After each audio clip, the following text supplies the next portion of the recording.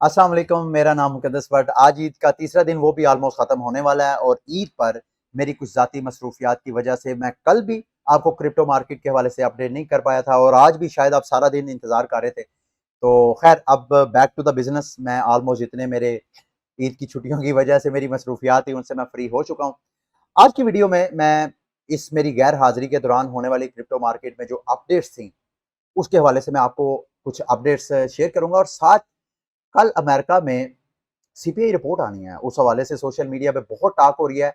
मैं चाहता हूँ कि उस हवाले से जो मैंने सीखा है, लर्न किया है, वो मैं आपके साथ शेयर करूँ। लेकिन सबसे पहले जो लोग KuCoin को यूज़ कर रहे हैं, उनमें से किसी ने मेरे से क्वेश्चन किया कि सर ये KuCoin पे जब हम इंडिकेटर लगाते हैं, तो उसकी सेटिंग कैसे करते हैं? बड़ा सिंपल है। अगर आपको नहीं पता, वैसे तो नॉर्मली ये इंडिकेटर्स यूज़ करने के लिए मेरी रिकमेंडेशन ये है कि आप ट्रेडिंग व्यू यूज़ करें। लेकिन फिर भी हर एक्सचेंज ने ट्रेडिंग व्यू को खुद एम्बेड किया होता है अपने चार्टिंग पेज के ऊपर। तो यहाँ पे अगर आप ये देखें KuCoin के ये इस ग्राफ के ऊपर क्लिक करेंगे तो ये इंडिकेटर ग्राफ है। यहाँ पे क्लिक करके आपने मूविंग एवरेज अप्लाई किया। फॉर एग्जांपल ये मैंने मूविंग एवरेज इंडिकेटर ऑलरेडी लगा दिया। यहाँ पे अगर आपने सेटिंग करनी है तो ये 3 बॉक्स बने हुए हैं। इन बॉक्सेस में ये वाला जो सेंटर वाला फॉर्मेट वाला जो व्हील बना हुआ है उसके ऊपर क्लिक करेंगे तो इस इंडिकेटर की सेटिंग खुल जाएगी। यहाँ पे आप इंडिकेटर की फॉर एग्जांपल वैल्यू चेंज करना चाहें, 50 डेज मूविंग एवरेज की लाइन लगाना चाहे, उसको करके यहाँ पे कलर आप चेंज कर सकते हैं। इसी तरह आप उस लाइन की मोटाई को चेंज कर सकते हैं। इसको यहाँ पे ओके करें तो इस तरह सेटिंग। इसी तरह आप इसको सेलेक्ट करके कॉपी करके पेस्ट करके एक और इंडिकेटर लगा सकते हैं। मेरा KuCoin के साथ जो कॉन्ट्रैक्ट है ऑलमोस्ट चंद दिनों के अंदर अंदर खत्म होने वाला है। तो एक तो ये आपको कहूँगा कि अगर आपने KuCoin को अभी तक ज्वाइन नहीं किया, तो आप मेरे रेफरल लिंक से KuCoin को ज्वाइन कर सकते हैं, मेरी टीम का हिस्सा बन सकते हैं। और दूसरा इस ये जो चंद एक दिन रह गए हैं, इस हवाले से KuCoin के बारे में आपको कुछ समझ नहीं आ रही है तो आप मेरे से पूछ सकते हैं।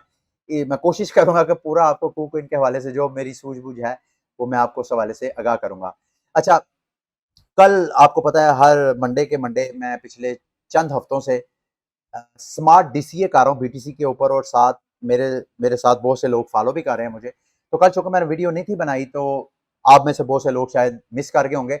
लेकिन मैंने कल रात को जब मैं सोने लगा तो उससे पहले मैंने बीटीसी बाय कर लिया था। तो अभी अगर आप लोगों ने बाय नहीं किया तो आपके लिए गुड न्यूज़ ये है कि मैंने जो बाय किया था, अभी अगर आप मेरे साथ स्मार्ट डीसीए मिल के मेरे साथ कर रहे हैं तो अभी अगर आप बाय करेंगे तो आपको बीटीसी मिलेगा भी सस्ता। यानी मैंने 20,000 कोई $500 की प्राइस पे लिया था। इस वक्त तकरीबन 20,000 की प्राइस, तकरीबन यूँ समझ लें कि $500 का आपको डिस्काउंट मिल रहा है जो मैंने बाय किया है। अच्छा, कुछ दोस्त कह रहे थे कि मिंट स्वैप पे सर आपने कार्डानो के एडा टोकन को कैसे स्वैप किया है? कौन-सा वॉलेट यूज़ किया है? मैंने नामी वॉलेट है, कार्डानो का नामी वॉलेट, ये देख रहे हैं आप। इस वॉलेट में आपने कार्डानो के टोकन लेके आने हैं या कोई भी आपने जिसकी आपने यहाँ लिक्विडिटी प्रोवाइड करनी है, उसके बाद यहाँ पे आके ऐड लिक्विडिटी पे जाना है। यहाँ पे जाके अच्छा, पहले तो ये था ना कि आप जब लिक्विडिटी प्रोवाइड करते हैं तो 2 टोकन की इक्वल अमाउंट, फॉर एग्जांपल $100 की लिक्विडिटी प्रोवाइड करनी है तो $50 का आपका एक टोकन होना चाहिए और $50 का आपका दूसरा टोकन होना चाहिए। लेकिन अब मिंट स्वैप पे अगर आप करते हैं तो यहाँ पे सिंगल टोकन ऐड करने की भी ऑप्शन है। अगर आप इस तरह करते हैं तो आपको एक तो यह है कि इम्परमानेंट लॉस का भी शायद खदशा ना हो। फिर भी इसको अच्छी तरह स्टडी कर लीजिएगा। मैंने जो लगाया हुआ है, मेरी तो फार्मिंग हो रही है। अभी तक तकरीबन यकम से लेके आज 12 दिन हो गए हैं। इसमें से 1765 मैंने मिंट्स टोकन अर्न किए हैं स्टेकिंग की वजह से और साथ 14 एडा टोकन। और मंथली हर माह मैं यहाँ से अपना जो स्टेकिंग रिवॉर्ड है वो निकाल लेता हूँ। जो लोग मुझे इस हवाले से फॉलो कर रहे हैं, ये उनके लिए अपडेट्स थी। अच्छा जी, अ, हर ट्यूसडे को मैं आपके साथ ग्लास नोट की जो वीकली रिसर्च रिपोर्ट है, उस वो तो इंग्लिश में होती है, तो मैं उसको अपनी ज़ुबान में आप लोगों के लिए जो इसको नहीं समझ सकते उनको एक्सप्लेन करने की कोशिश करता हूँ। ये जो वीकली रिपोर्ट उन्होंने दी है वो मुख्तसर मैं आपको बता देता हूँ। एक तो उन्होंने जो करंट बेयर मार्केट है उसको 2018 की बेयर मार्केट के साथ कंपेयर किया है, वो मैं आगे जाके आपको बताता हूँ। लेकिन उनकी जो ओपिनियन है वो क्या है? वो कहते हैं जी, ये जो इस वक़्त मार्केट क्रैश हुई है, अपने ऑल टाइम हाई से तकरीबन 75% मार्केट क्रैश हो गई है। आपको याद है पिछले साल नवंबर 2021 में बीटीसी ने अपना ऑल टाइम हाई बनाया था $69,000 और इस वक्त तकरीबन $20,000 के करीब ये ट्रेड हो रही है। तो ये तकरीबन 75% मार्केट क्रैश कर चुकी है। वो कह रहे हैं कि इस दौरान जो strongest and long term bitcoin holders है, उनके ऊपर भी सेल प्रेशर है। और ये सेल प्रेशर किन के ऊपर है? जो लॉन्ग टर्म होल्डर्स हैं उनके ऊपर और जो बीटीसी माइनर्स हैं, बीटीसी माइनर्स के हवाले से मैं पिछले कई वीडियोस में, अगर आप मुझे काफ़ी देर से फॉलो कर रहे हैं, तो आपको टाइम टू टाइम अपडेट करता आ रहा हूँ कि बीटीसी के माइनर जो हैं, वो अब प्रेशर, सेल प्रेशर जो है वो मज़ीद बर्दाश्त नहीं कर रहे और वो मार्केट से अपने सिस्टम को चलाने के लिए मार्केट में इस वक्त वो बीटीसी सेल आउट कर रहे हैं। अच्छा जी, क्यों कर रहे हैं? क्योंकि बीटीसी मार्केट जब कभी भी क्रैश करती है तो वो अपना बॉटम ढूंढती है।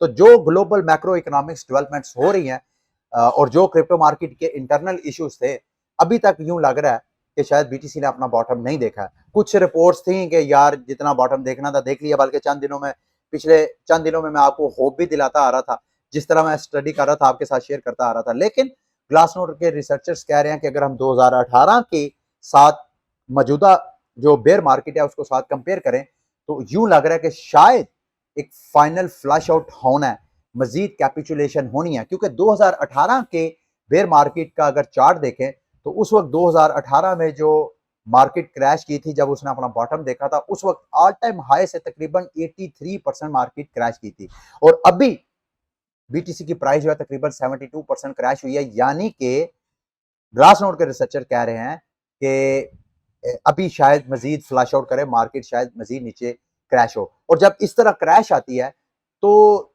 जो वेल्थ रीडिस्ट्रीब्यूट होती है, यानी जो वीक हैंड्स हैं उससे क्रिप्टो मार्केट के कॉइन्स निकल के जो कन्विक्शन वाले होल्डर्स हैं, लॉन्ग टर्म होल्डर्स, उनकी तरफ चले जाती है। और दूसरा एक और चीज उन्होंने कहा कि ये माइनर्स क्यों कर रहे हैं। उन्होंने कहा जब लास्ट टाइम 2018 में बीटीसी की मार्केट क्रैश की 19,000 समथिंग से, नवंबर 2017 को बीटीसी की प्राइस ने अपना ऑल टाइम हाई बनाया था 19,700-800 के करीब।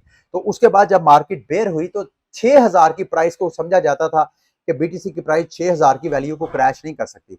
माइनर्स ने भी 6,000 की वैल्यू को अपना स्ट्रॉन्ग सपोर्ट समझा कि भाई यहां तक हमने सेल नहीं करना। माइनर्स ने बड़ा वेट किया, लेकिन जब 6,000 से भी मार्केट क्रैश की तो फिर माइनर्स ने भी सेल आउट करना शुरू किया। तो इस वक्त जो मौजूदा क्रैश है, जो बेयर मार्केट चली है, उसकी माइनर्स ने टारगेट सेट किया हुआ था ऑलमोस्ट 29,000 बीटीसी की प्राइस। जब से बीटीसी की प्राइस 29,000 की सपोर्ट को क्रैश करके नीचे गई है, उस वक्त से माइनर्स जो हैं उनकी कन्विक्शन जो है वो कमजोर पड़ गई है। अब वो मार्केट में बीटीसी सेल आउट करके अपने आप को मजीद लॉसेस से बचा रहे हैं।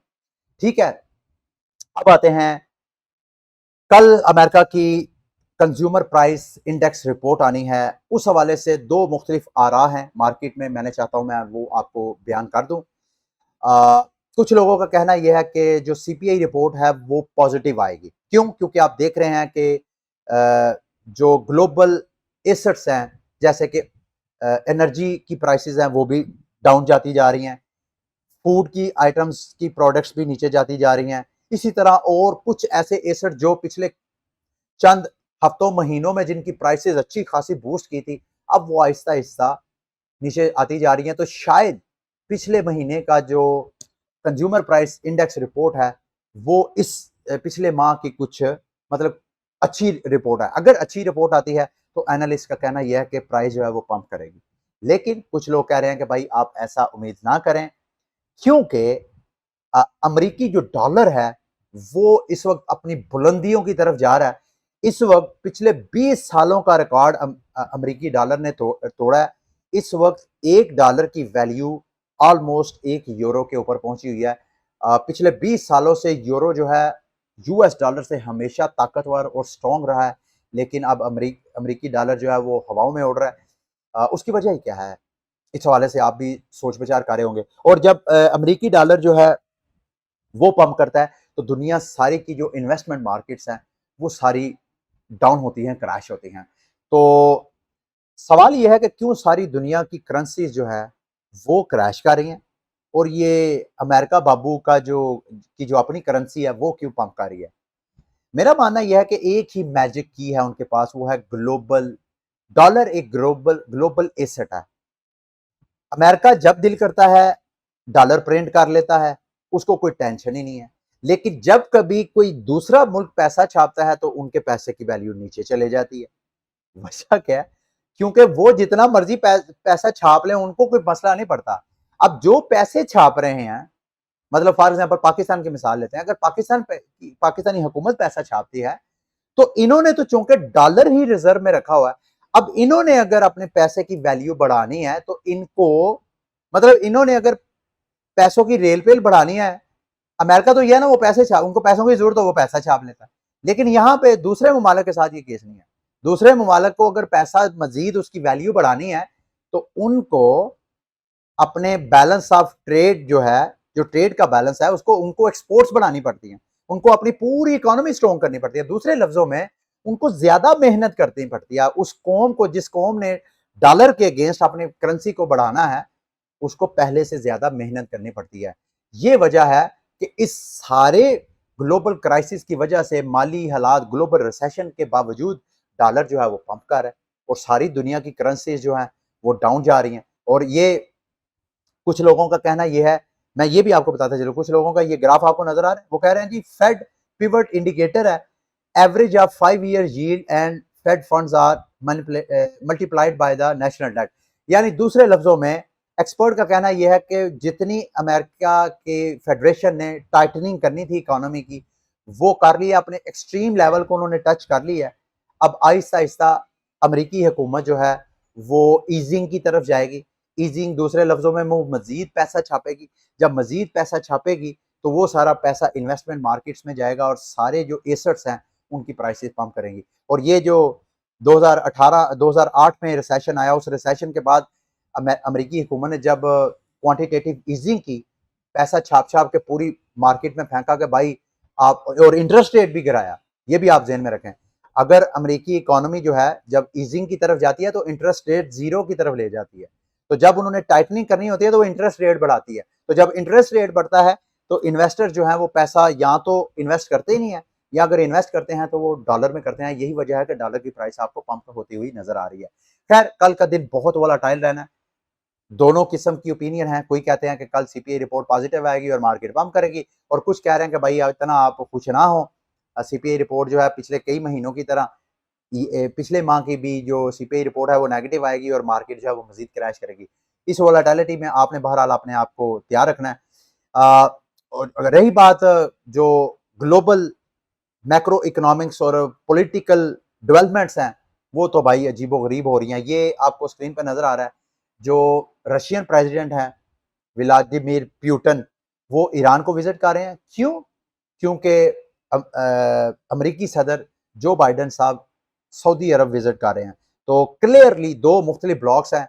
और ये जब कोविड होने के बावजूद होना तो ये चाहिए था कि हमारे जो सियासी लीडरान है ये अकल के नाखून लें और इस मुश्किल वक्त में बजाय इसके कि मजीद अपनी टेंशन में इजाफा करें। अब ये जो रशिया यूक्रेन का अटैक हुआ है, मेरा ख्याल है उतना ज्यादा शायद कोविड की वजह से दुनिया उतने ज्यादा माली हालात में नहीं गिरी जितने कि इस क्राइसिस की वजह से हुए।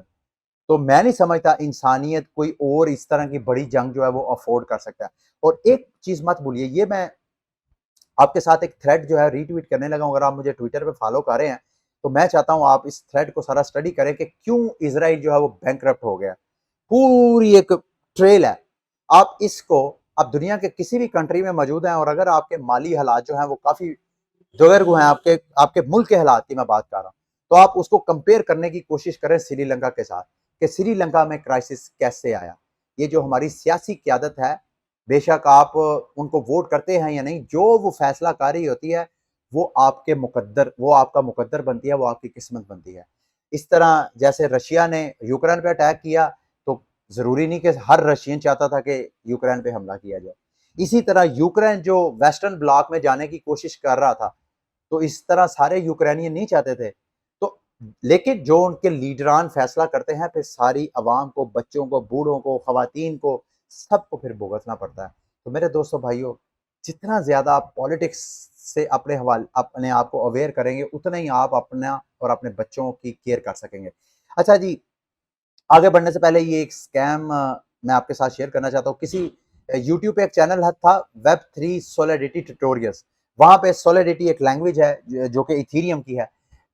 उस पे शायद वो ट्रेनिंग वगैरह देता था कि कैसे आप सॉलिडिटी के डेवलपर बन सकते हैं। उस चैनल वाले ने क्या किया, एक फ्रंट रनर, एक बॉट क्रिएट किया कि भाई आप ये बॉट क्रिएट करो तो इससे आपको ये फैसिलिटी मिलेगी। 44,000 व्यूज थे उस वीडियो पे। और कहा किया उसने क्या, जो चैनल का मालिक था उसने एक ऐसा बॉट क्रिएट किया जिसमें जब कोई बंदा फंड ट्रांसफर करता था तो वो ऑटोमेटिक उसके अकाउंट से निकल के ये जो ट्यूटोरियल बनाने वाला स्कैमर था उसके अकाउंट में ट्रांसफर हो जाते थे। तो अच्छा खासा उसने पैसा लोगों का चोरी किया, अपने व्यूवर्स का चोरी किया। ये मैं आपके साथ इस वजह से शेयर कर रहा हूँ मेरे दोस्तों भाइयों, कल को मुकद्दस बट भी आपको अगर ये कहे कि यार ये आपको पैसे डबल करने हैं, आप मुझे इन्वेस्टमेंट दें, मैं आपकी इन्वेस्टमेंट जो है आपको पैसिव इनकम जनरेट करके दूंगा, कतई ऐसे नहीं करना। पैसा किसी भी वक्त किसी भी बंदे के ईमान को तोड़ सकता है। आपने किसी पे ट्रस्ट नहीं करना, मेरे पे भी नहीं करना। मैं आपको बार बार कहता हूं, मैं जो अक्सर पेड प्रोजेक्ट पे तो आपने बिल्कुल नहीं करना। और इसके अलावा भी मैं आपको जो ओपिनियन दूं, हमेशा रिस्क मैनेजमेंट के साथ खुद प्रॉपर ड्यू डिलिजेंस करके फिर अपना पैसा इन्वेस्ट करें, क्योंकि मैंने तो सिर्फ आपको ओपिनियन देनी होती है।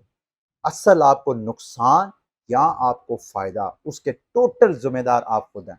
तो कभी भी ये हम जैसे जो इन्फ्लुएंसर्स हैं उनके ऊपर ब्लाइंड ट्रस्ट ना करें। खुदारा खुदारा मेरे, अब ये जो बंदा जिसके 44,000 वीडियोस पे व्यूज हैं, कुछ नहीं तो इसके बल्कि जाके यूट्यूब पे, अब तो खैर यूट्यूब पे कंप्लेन कर करके शायद वो चैनल ही शट डाउन हो गया हो, बंद हो गया हो। लेकिन अगर 44,000 व्यूज हैं तो इसका मतलब है कि इसके कुछ 4-5 लाख सब्सक्राइबर थे, तो मेरे भी ऑलमोस्ट इतने ही हैं। तो इस वजह से आपने मेरे समेत किसी भी यूट्यूबर, किसी भी इन्फ्लुएंसर पे आपने ब्लाइंड ट्रस्ट नहीं करना, ठीक है। आगे जाते हैं। अच्छा जी, एडा पे प्लगइन आया है, कोटी आपको पता है कि एडा के ऊपर बहुत एक्टिव है। उससे तकरीबन मिलियंस ऑफ बिजनेसेस जो हैं, कहा जाता है कि वो एडा को as a payment method use कर रहे हैं। एडा की प्राइस आप देखें तो शायद आपको मायूसी होगी, लेकिन मैं ये सोच रहा था एडा की प्राइस तो खैर शायद साल सवा साल हो गया है, एडा की प्राइस जो है वो काफी क्रैश कर रही है। लेकिन एडा की प्राइस को अगर बेयर मार्केट के क्रैश के साथ देखा जाए, तो जब से बेयर मार्केट स्टार्ट हुई है उस हिसाब से जैसे दीगर क्रिप्टो करेंसीज क्रैश हुई हैं, एडा की प्राइस इतनी क्रैश नहीं हुई। और अगर मार्केट रिकवरी करती है तो एडा की प्राइस के होल्डर्स को अच्छा खासा बेनिफिट होना चाहिए। आई डोंट नो ऐसा होगा कि नहीं, मैं तो खुद एडा होल्डर हूँ, इसका प्रमोटर हूँ। जब से मैंने एडा बाय किया हुआ है, आप सबको मैंने उस हवाले से बड़े बड़े बड़े ख्वाब खुद भी देखे और आप लोगों को भी दिखाए हैं। अच्छा जी, सेल्सियस के हवाले से रिपोर्ट है कि सेल्सियस अपने जो टेंशन है उसको कम कर रहा है। अभी उन्होंने आवे और कंपाउंड का कर्ज जो है वो कम करके तकरीबन 120 मिलियन सिर्फ उनका कर्ज रह गया। लेकिन दूसरी साइड पे अगर थ्री एरोज कैपिटल की तरफ देखा जाए तो न्यूयॉर्क में उसकी हेयरिंग थी, कोर्ट हेयरिंग थी। उसमें जनाब जो को फाउंडर्स थे थ्री एरोज कैपिटल के, वो अदालत में पेश नहीं हुए, रिपोर्ट्स यही है। और जो उसके को फाउंडर हैं उनकी ट्वीट है जी, सैडली हमने जो हमारी जो अच्छी नीयत थी, लोगों ने उसका फ़ायदा उठा के हमें मज़ीद नुकसान पहुँचाने की कोशिश की है। दूसरे लफ्ज़ों में मार्केट के कुछ एलिमेंट्स ऐसे हैं, कुछ फैक्टर्स ऐसे हैं जो कोशिश कर रहे हैं कि मार्केट में अपनी पोजीशन को दोबारा स्टेबलाइज़ करने की, जबकि कुछ ऐसे हैं कि वो बिल्कुल ही मार्केट से अपने आप को आउट ही समझते हैं और नाउम्मीद हो चुके हैं। ठीक है, ये था आज का बुलेटिन। उम्मीद करता हूँ कि आज का बुलेटिन भी, आज की वीडियो भी आपके लिए इन्फॉर्मेटिव रही होगी। अगली वीडियो तक के लिए मुझे इजाज़त दें। अल्लाह हाफ़िज़।